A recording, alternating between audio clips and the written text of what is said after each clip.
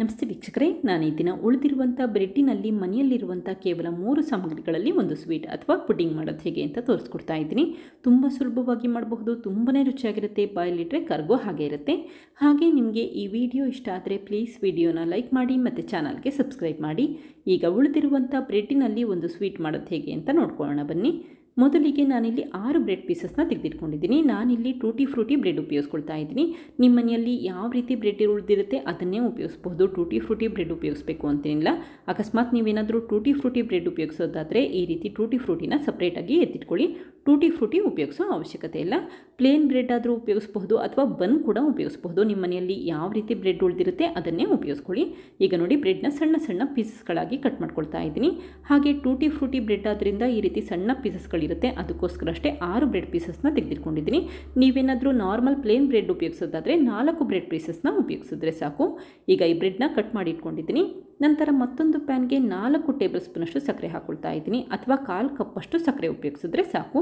ಹಾಗೆ 1 ಟೇಬಲ್ ಸ್ಪೂನಷ್ಟು ನೀರನ್ನು ಹಾಕಿ ಸಕ್ಕರೆ ಕರಗಲಿಕ್ಕೆ ಇಟ್ಕೋಬೇಕಾಗುತ್ತೆ. ಆದಷ್ಟು ಊರಿನ ಮೀಡಿಯಂ ಫ್ಲೇಮಲ್ಲಿ ಇಟ್ಕೊಂಡು ಸಕ್ಕರೆ ಕರಗಲಿಕ್ಕೆ ಇಟ್ಕೊಳ್ಳಿ. ಈ ಸಮಯದಲ್ಲಿ ಸ್ಪೂನ್ ಏನೂ ಉಪಯೋಗಿಸಬೇಡಿ, ಈ ರೀತಿ ಪ್ಯಾನನ್ನು ರೊಟೇಟ್ ಮಾಡಿ ಇಟ್ಕೊಂಡ್ರೆ ಸಾಕು. ನಿಧಾನಕ್ಕೆ ಸಕ್ಕರೆ ಕರಗಿ ಬಣ್ಣ ಬದಲಾಗಲಿಕ್ಕೆ ಶುರುವಾಗುತ್ತೆ. ಈಗ ನೋಡಿ, ಸಕ್ಕರೆ ಕರಗಿದೆ ಮತ್ತು ಸ್ವಲ್ಪ ಬಣ್ಣ ಬದಲಾಗಲಿಕ್ಕೆ ಶುರುವಾಗ್ತಾ ಇದೆ. ಈ ರೀತಿ ಸ್ವಲ್ಪ ಬಣ್ಣ ಬದಲಾದರೆ ಸಾಕು. ತಕ್ಷಣವೇ ಸ್ಟವ್ ಆಫ್ ಮಾಡ್ಕೊಳ್ಳಿ. ಕಾರಣ ಇಷ್ಟೇ, ಪ್ಯಾನ್ ಬಿಸಿ ಇರುತ್ತಲ್ಲ ಅದರಲ್ಲೇ ಸಕ್ಕರೆ ಪಾಕ ನೀಟಾಗಿ ಬಣ್ಣ ಬದಲಾಗಲಿಕ್ಕೆ ಶುರುವಾಗುತ್ತೆ. ತುಂಬ ಕಪ್ಪಾಗಲಿಕ್ಕೆ ಬಿಡಬೇಡಿ. ಈ ರೀತಿ ಗೋಲ್ಡನ್ ಬಣ್ಣ ಬಂದಿದ್ದರೆ ಸಾಕು. ಈಗ ನೋಡಿ, ನಿಧಾನಕ್ಕೆ ಬಣ್ಣ ಬದಲಾಗಲಿಕ್ಕೆ ಶುರುವಾಗ್ತಾ ಇದೆ. ಪ್ಯಾನ್ ಬಿಸಿ ಇರುತ್ತಲ್ಲ ಅದರಲ್ಲೇ ಈ ರೀತಿ ಗೋಲ್ಡನ್ ಬಣ್ಣ ಬಂದಿದೆ. ಈಗ ತಕ್ಷಣವೇ ಈ ಸಕ್ಕರೆ ಪಾಕನ 2 ಬಟ್ಲುಗಳಿಗೆ ಸ್ಪ್ರೆಡ್ ಮಾಡ್ಕೊಳ್ತಾ ಇದ್ದೀನಿ. ನಾನಿಲ್ಲಿ ಮೀಡಿಯಂ ಸೈಜಲ್ಲಿರುವಂಥ ಬಟ್ಲು ಉಪಯೋಗಿಸ್ಕೊಳ್ತಾ ಇದ್ದೀನಿ. ನೀವಿಲ್ಲಿ ಸ್ಟೀಲ್ ಬಾಕ್ಸ್ ಕೂಡ ಉಪಯೋಗಿಸ್ಬಹುದು, ಅಥವಾ ಟಿಫನ್ ಬಾಕ್ಸ್ ಇದ್ದರೆ ಅದನ್ನೇ ಕೂಡ ಉಪಯೋಗಿಸಬಹುದು. ಹಾಗೆ ಎಲ್ಲ ಕಡೆ ಸ್ಪ್ರೆಡ್ ಮಾಡ್ಕೊಳ್ತಾ ಬನ್ನಿ. ತಳಭಾಗಕ್ಕೆ ನೀಟಾಗಿ ಸ್ಪ್ರೆಡ್ ಮಾಡ್ಕೊಳ್ತಾ ಬನ್ನಿ. ಸಕ್ಕರೆ ಪಾಕ ತುಂಬ ಬಿಸಿ ಇರುತ್ತೆ, ಹಾಗಾಗಿ ನೀಟಾಗಿ ಸ್ಪ್ರೆಡ್ ಮಾಡ್ಕೊಳ್ತಾ ಬನ್ನಿ. ತಣ್ಣಗಾಗ್ಬಿಟ್ರೆ ಬೇಗ ಗಟ್ಟಿಯಾಗುತ್ತೆ, ಹಾಗೆ ಸ್ಪ್ರೆಡ್ ಮಾಡಲಿಕ್ಕೂ ಕೂಡ ಕಷ್ಟ ಆಗುತ್ತೆ. ಈಗ ಈ ಬಟ್ಲುಗಳನ್ನ ಹಾಗೆ ಎತ್ತಿಟ್ಕೊಳ್ತಾ ಇದ್ದೀನಿ. ನಂತರ ಮಿಕ್ಸಿ ಜಾರಿಗೆ 2 ಮೊಟ್ಟೆ ಉಪಯೋಗಿಸ್ಕೊಳ್ತಾ ಇದ್ದೀನಿ. ನಾವಿಲ್ಲಿ 6 ಬ್ರೆಡ್ ಪೀಸಸ್ ತೆಗೆದಿಟ್ಕೊಂಡಿರೋದ್ರಿಂದ 2 ಮೊಟ್ಟೆ ಉಪಯೋಗಿಸಿದ್ರೆ ಸಾಕು. ಹಾಗೆ ನೀವೇನಾದರೂ ದೊಡ್ಡ ಬ್ರೆಡ್ ಪೀಸ್ ಉಪಯೋಗಿಸ್ತೀರಾ ಅಂತ ಅಂದರೆ 4 ಬ್ರೆಡ್ ಪೀಸ್ಗೆ 2 ಮೊಟ್ಟೆ ಉಪಯೋಗಿಸಿದ್ರೆ ಸಾಕು. ಸಣ್ಣ ಬ್ರೆಡ್ ಉಪಯೋಗಿಸೋದಾದರೆ 6 ಬ್ರೆಡ್ ಪೀಸ್ನ ಉಪಯೋಗಿಸಬೇಕಾಗುತ್ತೆ. ಈಗ 1/4 ಕಪ್ಗಿನ ಸ್ವಲ್ಪ ಜಾಸ್ತಿ ಪ್ರಮಾಣದಲ್ಲಿ ಸಕ್ಕರೆ ಹಾಕ್ಕೊಂಡಿದ್ದೀನಿ, ಅಥವಾ 6 ಟೇಬಲ್ ಸ್ಪೂನಷ್ಟು ಸಕ್ಕರೆ ಉಪಯೋಗಿಸಿದ್ರೆ ಸಾಕು. ನಂತರ ಲಿಡ್ ಕ್ಲೋಸ್ ಮಾಡಿ ಒಂದು ಸರಿ ರುಬ್ಬಿಟ್ಕೋಬೇಕಾಗುತ್ತೆ. ಸಕ್ಕರೆ ಮೊಟ್ಟೆಯಲ್ಲಿ ಕರಗಬೇಕು, ಅಲ್ಲಿವರೆಗೂ ರುಬ್ಬಿಟ್ಕೊಂಡ್ರೆ ಸಾಕು.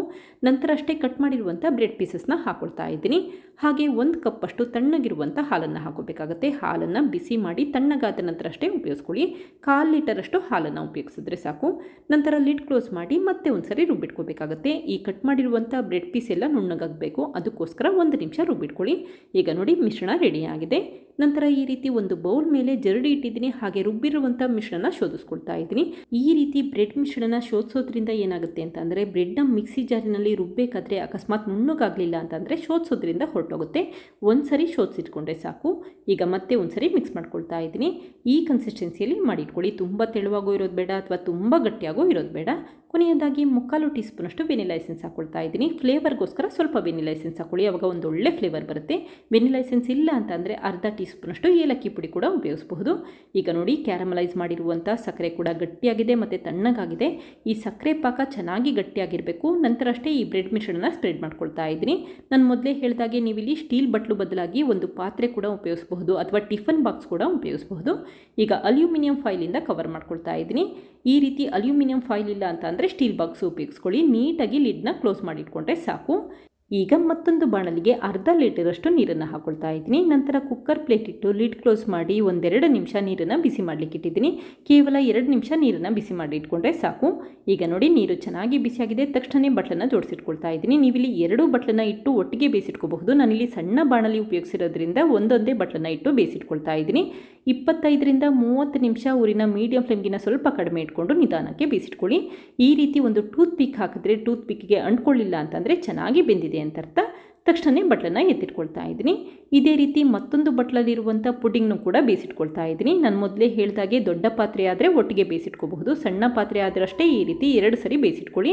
ಈಗ ನೋಡಿ, ಈ ಪುಡಿಂಗ್ನ ತಣ್ಣಗಾಗಲಿಕ್ಕೆ ಹಾಗೆ ಇಟ್ಟಿದ್ದೀನಿ. 1-2 ಗಂಟೆ ಹಾಗೆ ಇಟ್ಟರೆ ಸಾಕು, ಬೇಗ ತಣ್ಣಗಾಗ್ಬಿಡುತ್ತೆ. ನೀವು ಫ್ರಿಜ್ಜಲ್ಲಾದರೂ ಇಟ್ಟು ತಣ್ಣಗೆ ಮಾಡಬಹುದು, ಅಥವಾ ಹೊರಗಡೆ ಇಟ್ಟು ಕೂಡ ತಣ್ಣಗೆ ಮಾಡಬಹುದು. ಈಗ ನೋಡಿ, ಪುಡಿಂಗ್ ಚೆನ್ನಾಗಿ ತಣ್ಣಗಾಗಿದೆ. ನಂತರ ಚಾಕುವಿಂದ ಎಡ್ಜಸ್ನ ಬಿಡಿಸಿಟ್ಕೊಂಡಿದ್ದೀನಿ. ಹಾಗೆ ಒಂದು ಪ್ಲೇಟ್ ಮೇಲೆ ಈ ರೀತಿ ಬಟ್ಲನ್ನು ಉಲ್ಟಾ ಮಾಡಿಟ್ಕೊಂಡಿದ್ದೀನಿ. ನೋಡಿ, ಎಷ್ಟು ಚೆನ್ನಾಗಿ ಪುಡಿಂಗ್ ಬಂದಿದೆ ಅಂತ ಗೊತ್ತಾಗ್ತಾ ಇದೆ. ಇದೇ ರೀತಿ ಮತ್ತೊಂದು ಬಟ್ಲಲ್ಲಿರುವಂಥ ಪುಡಿಂಗ್ನು ಕೂಡ ತೆಗೆದಿಟ್ಕೊಂಡಿದ್ದೀನಿ. ಕೊನೆಯದಾಗಿ ಸ್ವಲ್ಪ ಪುದೀನಾಯಿಂದ ಡೆಕೋರೇಟ್ ಮಾಡ್ಕೊಳ್ತಾ ಇದ್ದೀನಿ.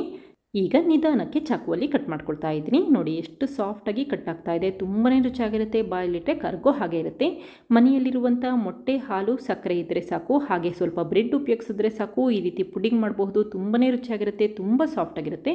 ನೀವು ಕೂಡ ಒಮ್ಮೆ ಪ್ರಯತ್ನಿಸಿ, ಖಂಡಿತ ಇಷ್ಟಪಡ್ತೀರಾ. ಮನೆಯವರಿಗೆಲ್ಲ ಖಂಡಿತ ಇಷ್ಟ ಆಗುತ್ತೆ, ಹಾಗೆ ಮಕ್ಕಳಿಗೂ ಕೂಡ ತುಂಬ ಇಷ್ಟ ಆಗುತ್ತೆ. Thank you. ಲೈಕ್ ಮಾಡಿ ಮತ್ತು ಸಬ್ಸ್ಕ್ರೈಬ್ ಮಾಡಿ.